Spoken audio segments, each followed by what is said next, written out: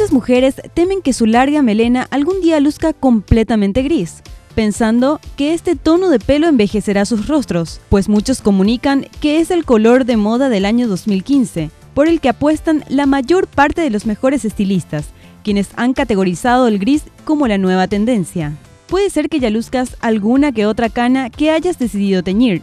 Es posible que este estilo tan poco habitual, pero lleno de frescura, haga que te replantees probar algo completamente novedoso, dejando atrás los típicos morenos, rubios y castaños. Esta tendencia permite que aquellas mujeres que se enfrentan diariamente a las canas puedan sentirse mucho más seguras de su aspecto. Gracias al movimiento Grainy Hair en Instagram, cada vez son más los adeptos que se están sumando a esta moda, en la que podemos ver diseños que combinan distintas tonalidades de grises, con plateados o intercalándolos con algún otro color más fuerte de forma sutil. ¿Quién hubiera pensado hace unos cuantos años que el pelo gris podía lucir tan sexy?